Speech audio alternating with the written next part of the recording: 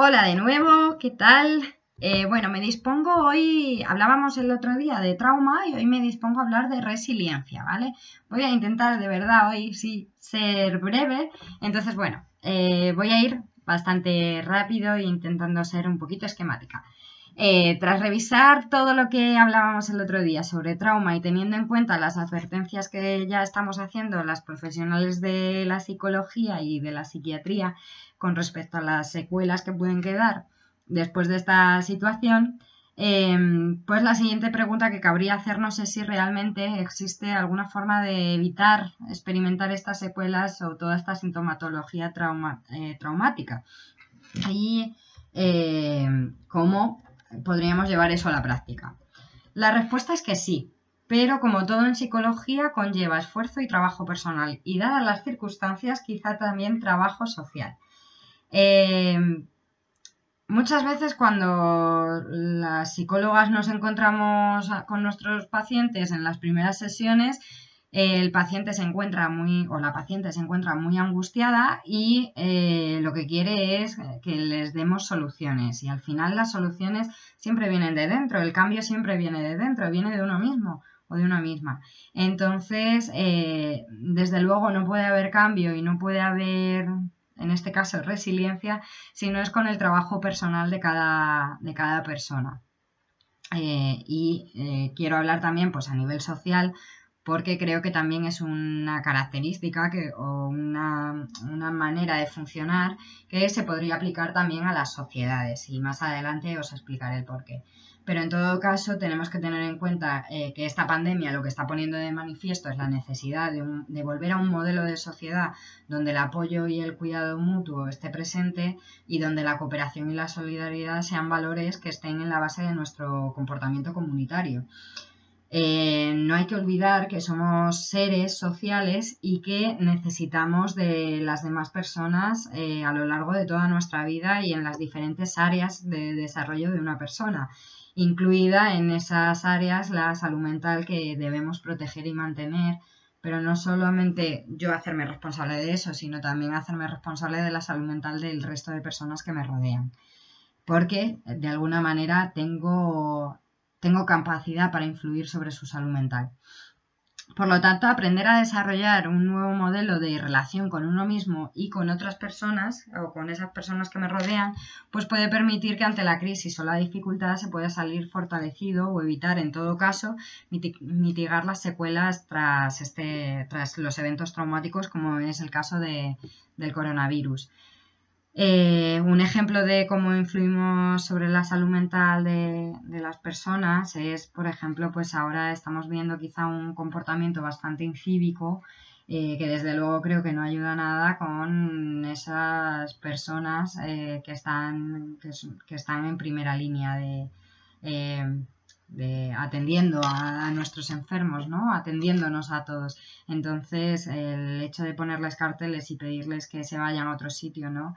El mostrar ese rechazo cuando al mismo tiempo estamos saliendo a los balcones a agradecerles es un poco contradictorio y desde luego es bastante insolidario y creo que va en contra de una sociedad que pueda superar una crisis. Este tipo de situaciones posiblemente pues para médicos o trabajadores de los sectores esenciales ahora mismo sea bastante traumático, ¿no? Por eso digo que no solamente hay que plantearse esto a nivel individual, sino a nivel social también. Y todas estas características llevarlas también a un plano social. La resiliencia es una capacidad de la que ya os he hablado en otras ocasiones que tenemos los seres humanos para adaptarnos a circunstancias que son adversas. Principalmente esta capacidad aparece cuando nos encontramos en situaciones estresantes, dolorosas o que tienen potencial traumático.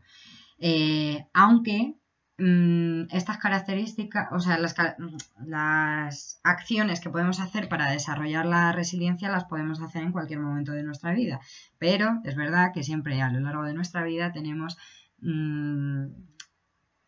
determinados factores o aspectos que sí que son estresantes, por lo tanto quizá siempre aparezca en momentos estresantes de la vida. Supone desarrollar una respuesta eficaz a un hecho que pone en riesgo o que amenaza de alguna manera a la persona, ¿vale? Ya sea a nivel físico o emocional.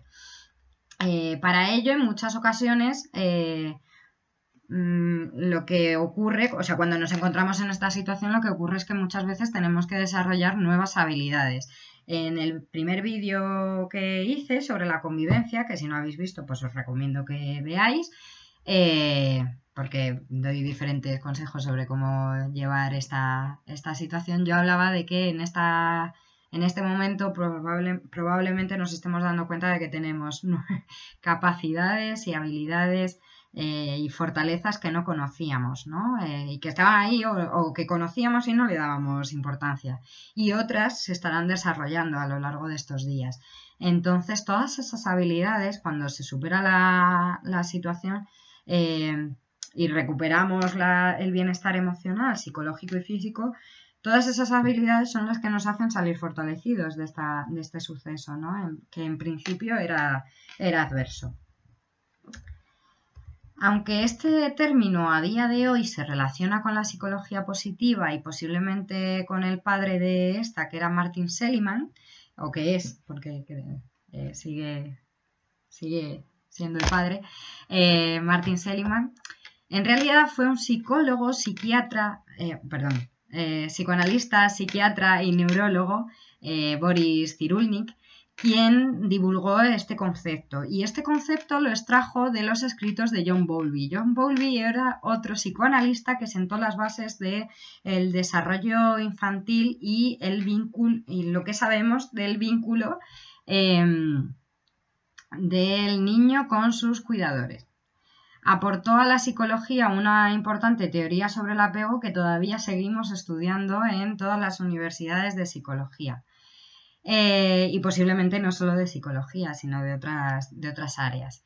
Este término fue extraído de las ciencias como la física, la ingeniería y la química, como ya os he contado en otros vídeos, y se refiere a esa capacidad de los materiales para perder su forma, para sufrir una modificación, un estrés, pero después volver a su forma original. Esto se puede observar perfectamente en los muelles, que los estiramos, pero en el momento en el que dejamos de hacer fuerza y de ejercer ese estrés sobre el muelle, soltamos y vuelven a su forma original.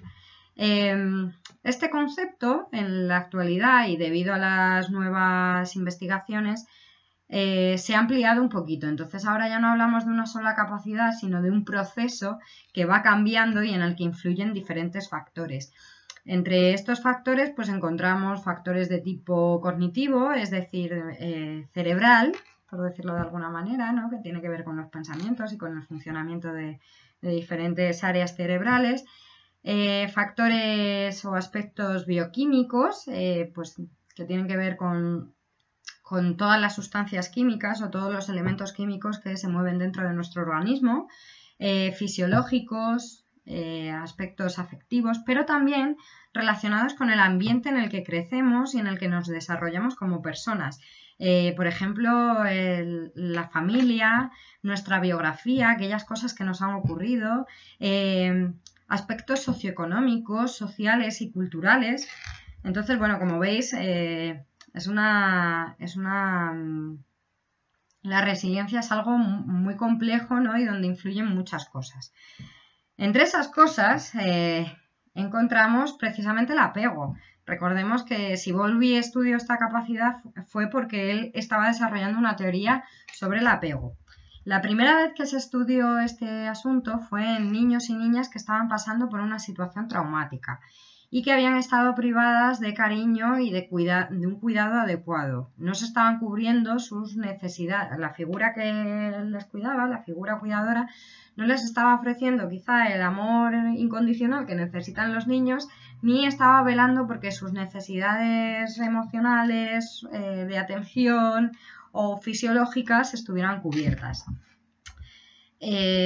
Cuando esto ocurre en edades tempranas, ese niño que algún día será un adulto se desarrolla en una situación de vulnerabilidad. Entonces no aprende a regularse, por ejemplo, a nivel emocional, no aprende a relacionarse consigo mismo y con otras personas de una forma sana. Y esto genera justamente que, como veremos, se gestionen peor todas las situaciones estresantes. Por lo tanto, tener un apego seguro en la infancia y haber recibido el cariño y el cuidado o haber tenido cubiertas las necesidades físicas y emocionales es una característica que a priori hace que una persona sea resiliente. Sin embargo, esto no es tan sencillo, pues todas las personas o casi todas las personas cuentan con algún área en su vida en la que no sintieron este tipo de apego, sino que sintieron apego de tipo inseguro o de tipo ambivalente. La buena noticia es que por suerte y como nos desarrollamos en comunidad, en sociedad, somos seres sociales, de ahí la importancia de lo que yo decía al principio, ¿no? De llevar todas estas características también a la sociedad.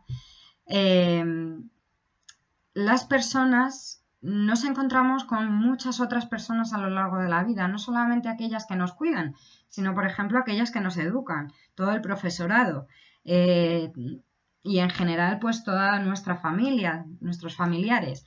Estas personas con las que vamos encontrándonos a lo largo de la vida, quizá más adelante pues ya siendo adultos, ¿no? Pues, posibles parejas, amigos, psicólogos dados el caso o médicos, pueden reparar y reconstruir aquello que pudo no ser lo ideal durante la infancia y la adolescencia, o puede, porque también hay que hablar en presente y hay que tenerlo en cuenta para relacionarnos con nuestros niños y nuestros adolescentes.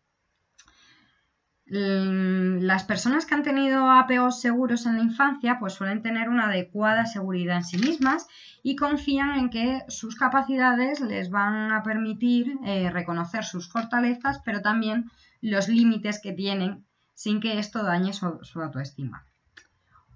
Por lo tanto, tienen una buena autoestima y mantienen una buena relación consigo mismas.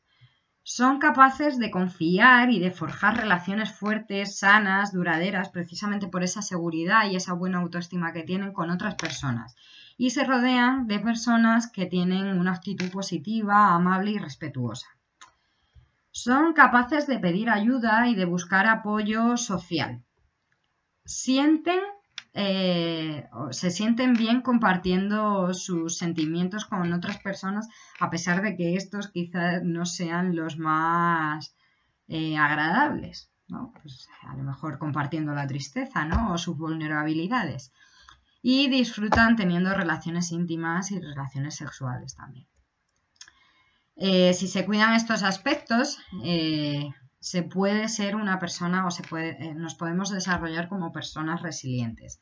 A veces estas capacidades no son tan sencillas de desarrollar precisamente por esos traumas o microtraumas que hemos sufrido a lo largo de la vida.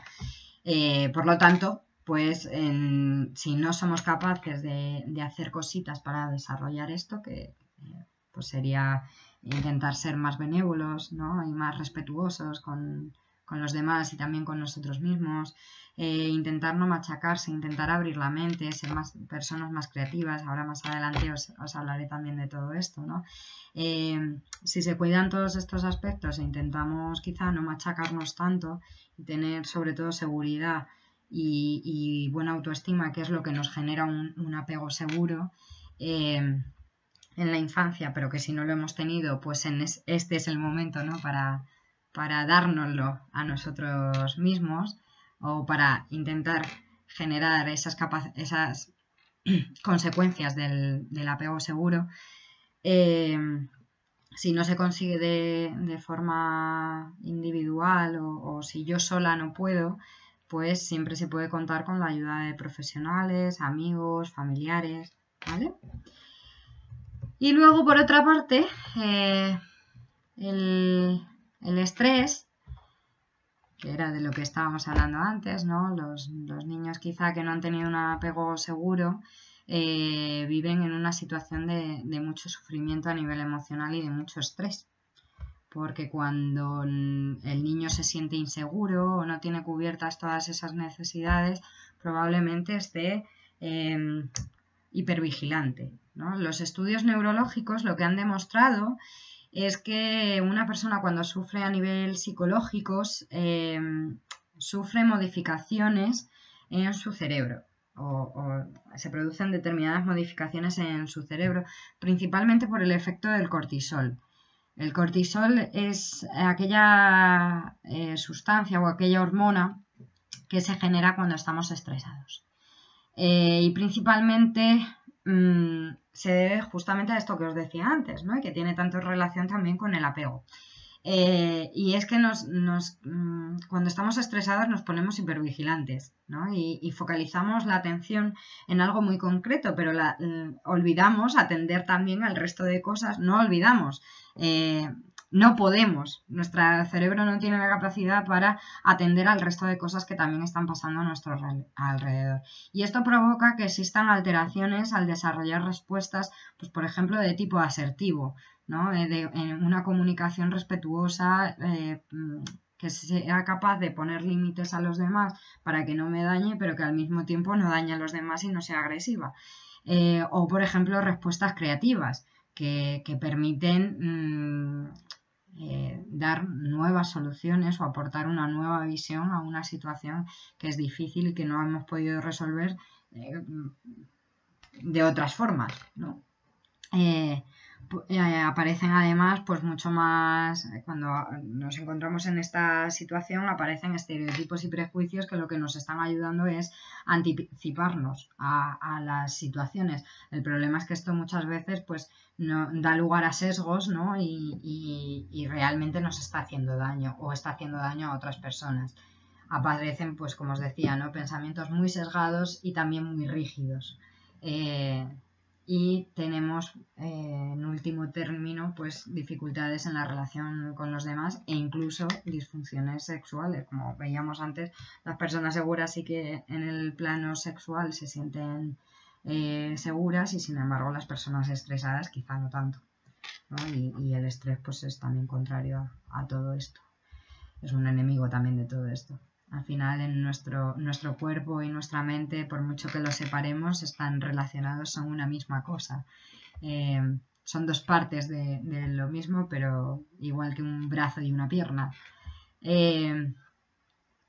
Relacionado con este aspecto, podríamos decir que las personas resilientes, además de todas las capacidades de las personas seguras que hemos visto antes, pues también tienen la capacidad de gestionar sus emociones, porque lo han aprendido en la relación con sus cuidadores siendo pequeños.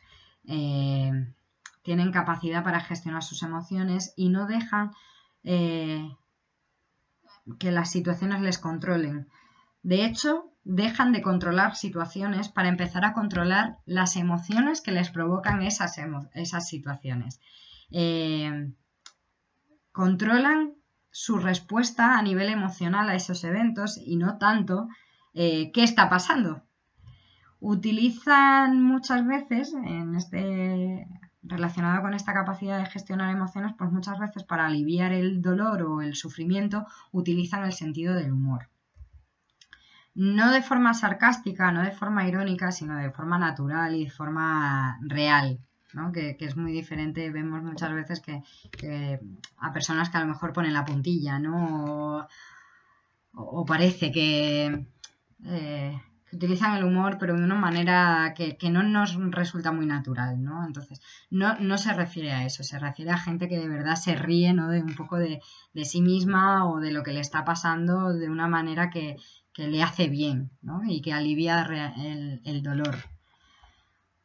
Suelen practicar mindfulness o conciencia plena o meditación, por ejemplo, o tienen herramientas de relajación y de vuelta al presente, ¿no? Que les devuelve al presente. Son personas que tratan de vivir el momento actual e intentan no adelantarse, porque como hemos visto, no podemos anticipar acontecimientos. ¿Quién anticipaba esta situación en la que estamos ahora, ¿no? Entonces, son personas que se centran más en qué puedo hacer ahora, que esto es algo que también nos transmito yo en algunos vídeos, qué podemos hacer ahora, ¿no? Y qué decisiones puedo tomar yo ahora. Luego ya veremos, ¿no? En qué acaba esto. Son flexibles a los cambios y entienden la dificultad como una oportunidad para aprender. Esto es algo que también os he transmitido en algunos vídeos. Se esfuerzan y perseveran para lograr sus objetivos y aprenden de los errores, pero siendo compasivos. Es decir, cuando cometen un error, no se machacan por haberlo cometido, entienden que son humanos, que también se equivocan y que no pasa nada, que se aprende de ello y vamos otra vez a por ello, porque son personas también, pues eso, que se esfuerzan mucho. Entonces, bueno, que hemos caído, no pasa nada, hemos caído, nos levantamos y volvemos a intentarlo de otra manera, porque son personas creativas y evitan la visión en túnel, no se meten, no se obsesionan, no se obcecan con una simple manera una sola manera de resolver los asuntos, sino que intentan ampliar su campo y buscar, si esta solución no me funciona, pues a lo mejor tengo 99 más que probar, ¿no? Dan soluciones normalmente novedosas y eficaces a situaciones difíciles y esta es una característica muy importante dentro de la resiliencia. Son personas también objetivas, intentan ver la realidad tal y como es. Esto no significa que sean pesimistas, todo lo contrario, de hecho son optimistas, porque creen en sus capacidades, son perseverantes, aprenden de sus errores, son compasivos, ¿no? Entonces, por todo lo anterior, son capaces de dar soluciones novedosas y creativas, pero y que sean eficaces a situaciones difíciles, pero no se van por las ramas tampoco, se centran en lo que realmente hay. Y esto también tiene mucho que ver con esa capacidad de gestión emocional. Muchas veces no vemos la realidad tal y como es porque nos manejan nuestras emociones, no tenemos control ninguno sobre nuestras emociones. Posiblemente veamos una situación muy, muy negativa y no podamos ser optimistas si estamos sumidos en la tristeza o en la ira, ¿no? En el enfado. Entonces, si somos capaces de manejar o de gestionar esas emociones, probablemente veamos la realidad con muchos más colores, no solamente en negro. Son personas asertivas y que intentan pues no dejarse llevar por estas primeras impresiones, prejuicios, estereotipos. Esto es muy difícil porque en general, primero, nuestro cerebro funciona de esta manera y segundo, vivimos en sociedades que fomentan este tipo de pensamiento estereotipado. Entonces, bueno, quizá esta sea una de las cosas más difíciles, porque hay veces, por mucho que lo tengas trabajado, pues te puede seguir saliendo el estereotipo, ¿no? Quizá no es tanto, es ponerse en duda, ¿no? Muchas veces poner en duda lo que estoy pensando y bueno, mirar la realidad con diferentes prismas, intentando estar abierto también a otras realidades y no juzgando esa realidad, que esto tiene también mucho que ver con la conciencia plena y con el mindfulness. Como veis, aquí está todo súper relacionado. Bueno, todas estas características se pueden desarrollar, pero es importante no obsesionarse con esto, ¿vale? Y menos en este momento. Esto hay que hacerlo poco a poco, no se consigue desarrollar todas estas cualidades de un día para otro. Es posible que, y sobre todo teniendo en cuenta, pues eso, las circunstancias en las que nos encontramos, que no sea posible poner en práctica siempre todas estas características. Pero lo importante es irlo pudiendo hacer a nuestro ritmo, al que cada uno tenga. Y sin ansiedad. Irlo practicando, ¿vale? Y pues cada vez que me dé cuenta de que no estoy siendo asertivo, intentar ser asertivo, recordarnos todas estas cualidades, ¿no? E intentar irlas poniendo en práctica en diferentes situaciones que nos vayamos encontrando. Estamos en una situación que, por ejemplo, en la convivencia, pues pueden surgir dificultades, como decíamos en el primer vídeo, ¿no? Pues es el momento, a lo mejor, de poner muchas de estas características en práctica, en esas dificultades o en esos problemas que surjan con mi familia. O conmigo mismo, pues si me siento triste, ¿no? O cómo estoy viviendo esta situación. Pero, pues por lo difícil de la situación es posible que no siempre seamos capaces y no pasa nada, está bien, porque no hay que ser superhéroes aquí. Lo importante es hacer el esfuerzo y bueno, todo irá llegando. Si nos vamos esforzando, como decía antes, ¿no? Si nos vamos esforzando, el cambio llega. Tenemos que estar convencidos, ¿no? Y no hundirnos a la primera porque no va a llegar de un día para otro, ¿vale? Mejor, por eso es mejor a lo mejor irlo haciendo progresivamente e ir viendo el cambio poquito a poco. Ir viendo y valorando esos pequeños cambios que vamos haciendo. en muchas ocasiones necesitamos ayuda para todo esto. A lo mejor una persona que nos diga cuando no estamos siendo empáticos y asertivos, ¿no? O cuando nos estamos dejando llevar por nuestras emociones. Si no nos damos cuenta, igual necesitamos a alguien que nos diga eso. Y muchas veces las personas nos lo dicen, lo que pasa es que nos enfadamos. Entonces, a lo mejor tenemos que estar con las orejas abiertas de otra manera, ¿no? Con los oídos abiertos de otra forma, intentando recoger ese espejo que nos da el resto de personas, ¿no? Recoger esa imagen reflejada que nos está dando el resto del mundo. Además, recordemos que cuando necesitamos ayuda, saber pedirla es justamente una de las capacidades que tienen las personas resilientes, con lo cual es importante que si necesitamos ayuda para hacer todo esto, pues contactemos con familiares, amigos o incluso profesionales que te apoyen en el proceso. ¿Cómo aplicamos esto a nivel social? Que sería lo último de lo que vengo a hablaros. Pues conforme cada ciudadano y ciudadana cambia, cuando va cambiando gran parte de la ciudadanía, cambian también los intereses y cambia la sociedad.